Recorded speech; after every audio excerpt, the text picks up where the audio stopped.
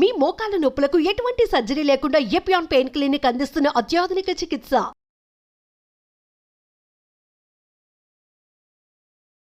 నమస్తే, welcome to Suman TV. Seasonal వైజ్గా ఇది చలికాలం కాబట్టి చలికాలంలో పిల్లలందరూ కూడా కోల్డ్ కాఫ్ చేస్తూ ఉంటుంది. అఫ్కోర్స్ పెద్దవాళ్ళకి కూడా వస్తూ ఉంటుంది. సో ఈ సీజనల్గా వచ్చేటువంటి కోల్డ్ కాఫ్కి కూడా చాలామంది చాలా రకాల యాంటీబయాటిక్స్ యూస్ చేసేస్తూ ఉంటారు. సో అలా కాకుండా న్యాచురల్ వేలో మనం ఏ రకంగా తగ్గించుకోవచ్చు ఈ కోల్డ్ కాఫ్ని, ఈ విషయాలన్నీ అడిగి తెలుసుకుందాం. మనతో పాటు ఉన్నారు డాక్టర్ షా గుప్తా గారు, naturopathy physician. Hello ma'am. Ma'am, సాధారణంగా వచ్చేటువంటి జలుబు, దగ్గు, సో వీటిని న్యాచురల్గా మనం ఎలా క్యూర్ చేసుకోగలుగుతాం వితౌట్ ఎనీ మెడిసిన్స్? సో ఒకటి ఉంటారండి, కోల్డ్ కాఫ్ రావడానికి కూడా ఒక రీజన్ ఉంటుంది. కొంతమందిలో పిల్లల్లో ఎక్కువగా సీజన్ వైజ్గా చూస్తుంటే ఇప్పుడు చలికాలంలో పిల్లలకి ఎక్కువ మంది ఫేస్ చేస్తుంటారు. వీళ్ళలో ఖచ్చితంగా సైనస్ ప్రాబ్లం ఉండొచ్చు. ఆ సైనస్ ప్రాబ్లం కూడా మనం మ్యాక్సిమం కొంతమంది మ్యాక్సిలరీ సైనస్ అని, స్పినాయిడల్ సైనస్ అని, ఎథిమాడల్ సైనస్ అని, ఫ్రాంటల్ సైనస్, సైనస్ ఉంటే వాళ్ళకి కంటిన్యూస్ గా ఉంటుంది కదా. కానీ సీజన్కి వచ్చాక ఏ సీజన్ లో సమ్మర్ లో వాళ్ళకి ఉండదు, మ్యాక్సిమం ఉండదు. కానీ ఆల్మోస్ట్ వింటర్ సీజన్లో, రైనీ సీజన్లో వెదర్ చల్లగా అయిపోయింది అనుకోండి, ఆటోమేటిక్గా తుమ్ములు, దగ్గు రావడం ఇవన్నీ జరుగుతుంటుంది.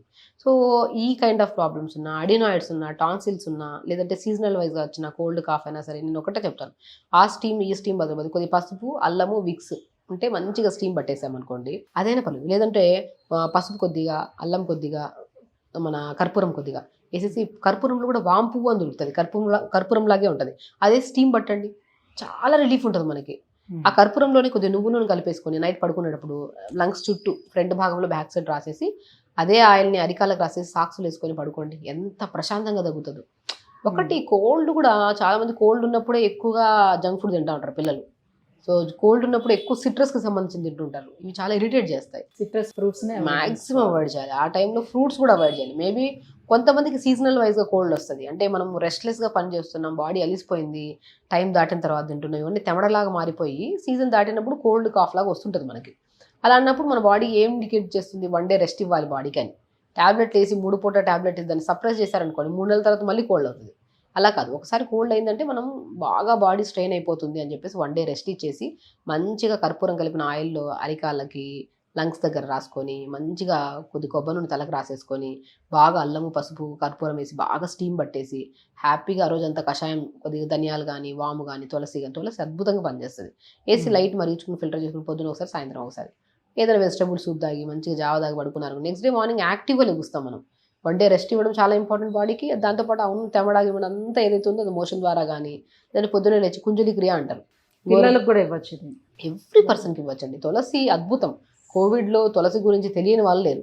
సో తులసాకులు మోర్ కంటెంట్ ఆఫ్ లీవ్స్, తులసాకులు మనకి కృష్ణ తులసి కానీ ఇవన్నీ మంచిగా 4-5 ఆకులు తెచ్చుకొని కొద్దిగా ఒక 200-250 ml వాటర్లో చిన్న అల్లం ముక్కేసి, పుదీనాకులు 10 ఆకులు వేసి, వాము కొద్దిగా, ధనియాలు కొద్దిగా, ఇంకా దొరికితే దానిమ్మ ఆకులు దొరుకుతాయి, దానిమ్మ ఆకులు అద్భుతంగా పనిచేస్తాయి కోల్డ్ అండ్ కాఫ్కి. సో దానిమ్మ ఆకులు కూడా 4-5 ఆకులు, ఎందుకంటే యాంటీ ఇన్ఫ్లమేటరీగా, యాంటీ బ్యాక్టీరియల్గా చాలా ప్రాపర్టీస్ ఉంటాయి దీంట్లో మనకి దానిమ్మ ఆకులు. ఇప్పుడు దానిమ్మ కాయ తినడం వల్ల మనకి ఎంత న్యూట్రిషన్, ఎంత బలం, ఐరన్ తగ్గిందా, ఐరన్ పెంచుతుంది, నరాలలో స్ట్రెంత్ తెస్తుంది, నిద్రలేని సమస్యని కంట్రోల్ చేస్తుంది, నిద్ర మంచిగా వస్తుంది, జుట్టు రాలడం తగ్గిస్తుంది, ఎన్నో రకాల అద్భుతమైన ఫలితాలు ఉన్నాయి దానిమ్మకాయ తీసుకుంటే. అండ్ దానిమ్మ ఆకు తీసుకుంటే లంగ్ ఇన్ఫెక్షన్స్ చాలా వరకు కంట్రోల్ చేసుకోవచ్చు.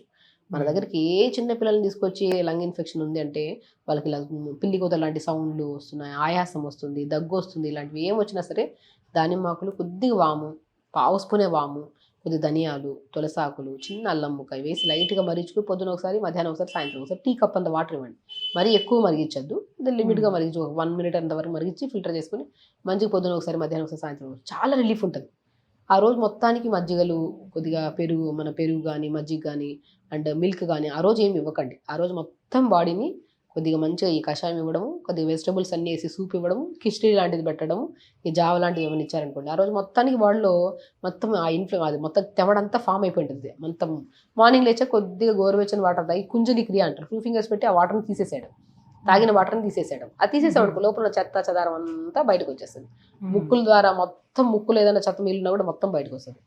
అలా అయిపోయిన రోజు రెస్ట్ తీసేసుకుంటారు, ఇంకా అంత బాగుంటుంది. అంటే దగ్గు వచ్చేటప్పుడు పిల్లలకి కొంచెం తేనె పట్టించడం, లేకపోతే కరక్కాయ చిన్న ముక్క నోట్లో చాలా అద్భుతంగా పనిచేస్తుందండి. యాక్చువల్లీ నేను ఏమంటారంటే దగ్గు కానీ, డ్రై కాఫ్ కానీ ఇట్లాంటివి ఏమైనా ఉన్నాయి, దగ్గులు కూడా 4-5 రకాలు ఉంటాయి మళ్ళీ.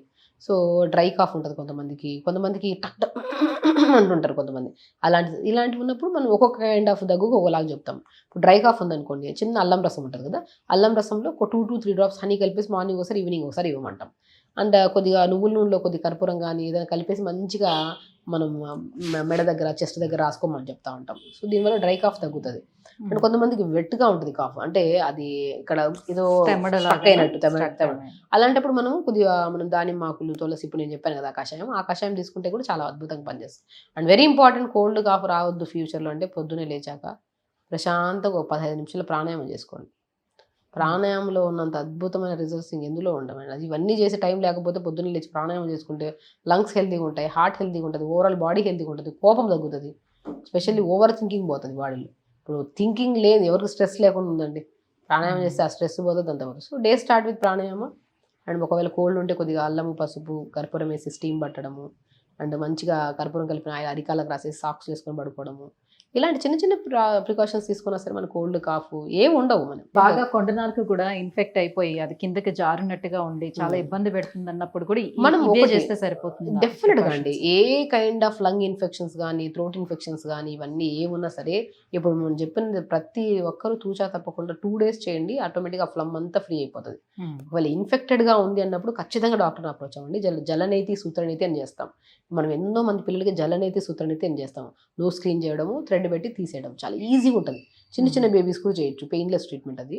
అది చేయడం వల్ల ఉన్న ఫ్లమ్ అంతా పోతుంది, ఎడినాయిడ్స్ ఉన్న ఇన్ఫెక్షన్స్ ఉన్న ఏదైనా కంట్రోల్కి వస్తుంది మనకి. ఇప్పుడు చాలా మంది అంటుంటారు మ్యామ్, నాకు అసలు ఇయర్లోనే ఒకసారి కూడా హెడేక్ రాదు, లేకపోతే కోల్డ్ కాఫ్ చేయదు, జ్వరం రాదు అలా అంటే వాళ్ళు చాలా హెల్దీగా ఉన్నట్ట. సో కొంతమంది డాక్టర్స్ చెప్తుంటారు అలా ఉన్నారని అంటే డెఫినెట్గా వాళ్ళ లోపట ఏదో ఒకటి బాడీలో అంటే పెద్దగా వచ్చే అవకాశం ఉంటుంది, డెఫినెట్గా రావాలి, ఇయర్ వన్స్ అయినా రావాలి ఫీవర్ అని చెప్తుంటారు. డెఫినెట్గా నేను ఉన్నాను. సో ప్రతిరోజు యోగా చేస్తాము, ఫుడ్ మంచిగా ఉంటుంది. మేబీ కౌంట్ చేస్తే ఈ 10 ఏళ్ళలో ఎప్పుడు హెడేక్ వచ్చింది కూడా మాకు తెలియదు. బేసికలీ ఇప్పుడు ఎగ్జాంపుల్ చెప్తున్నాను, ఎందుకంటే మేము ఒక హెల్దీ లైఫ్ స్టైల్ లీడ్ చేస్తున్నాం. కొంతమంది హెల్దీ లైఫ్ స్టైల్ లేదు, ఏది పడితే తింటున్నాం, ఎప్పుడు పడితే అప్పుడు పడుకుంటున్నాము, ఇట్లున్నా సరే హెడేక్ రావట్లేదన్నా కూడా వాళ్ళలో మనకేంటంటే మేబీ వాళ్ళకి ఇమ్యూనిటీ బాగుండొచ్చు. అండ్ స్పెషల్లీ ఏంటంటే వీళ్ళల్లో కూడా ప్రాబ్లం వస్తుంది అంటే వాళ్ళు ఇంకా ఏమన్నా అంటే లైక్ ఫ్రీక్వెంట్గా కోల్డ్ కాఫ్ రావట్లేదు అనుకుంటే మనం ఇంకా ఇంటర్నల్గా ఏదైనా ఇష్యూ వచ్చిండొచ్చు, రాకపోయిండొచ్చు. కానీ మనం రెగ్యులర్గా ఫిజికల్ యాక్టివిటీ పెట్టుకొని హెల్దీగా ఉండి లైఫ్ స్టైల్ మంచిగా ఉంచుకుంటూ ప్రాబ్లం రాకుండా మెయింటైన్ చేసుకోవడం చాలా ఇంపార్టెంట్. అసలు ప్రాబ్లమే రావట్లేదు కదా, ఎట్లా పడితే అట్లా బాడీని ట్రీట్ చేద్దామంటే ఏదో ఒక రోజు పెద్ద ప్రాబ్లం వచ్చే ఛాన్సెస్ ఉంటాయి. కాబట్టి మనం ఎప్పుడైనా సరే బాడీని ఎంత బాగా ట్రీట్ చేయాలంటే, సమస్య మాకు జ్వరం రావట్లేదు, కోల్డ్ రావట్లేదు, కాఫ్ రావట్లేదు, నేను బిర్యానీలు తింటాను, లేట్గా పడుకుంటాను, నాకు మోషన్ వెళ్ళకపోయినా ప్రాబ్లం లేదు, ఇట్ లీడ్స్ టు భయంకరమైన ప్రాబ్లం వచ్చే దగ్గరలో ఉంది అని చెప్పేసి ఒక ఇండికేషన్ అంతే. ఇప్పుడు రావట్లేదంటే ఫ్యూచర్లో పెద్దది వస్తుంది. సో ఎప్పుడైనా సరే హెల్దీగా ఉంటూ రెగ్యులర్గా యోగా చేస్తూ, ప్రాణాయామం చేస్తూ లైఫ్ స్టైల్ని మంచిగా లీడ్ చేస్తున్నాం, ఏ సమస్య రావట్లేదంటే దే ఆర్ వెరీ హెల్దీ అని. Thank you ma'am, thank you so much. So seasonal వైజ్గా వచ్చినటువంటి కాఫ్ అండ్ కోల్డ్, లేకపోతే సైనస్ ప్రాబ్లమ్స్, థ్రోట్ ఇన్ఫెక్షన్, ఇవన్నీ కూడా న్యాచురల్ వేలోని ఎలా మనం తగ్గించుకోవచ్చు అన్న విషయాన్ని తెలియజేసినందుకు థ్యాంక్ యూ.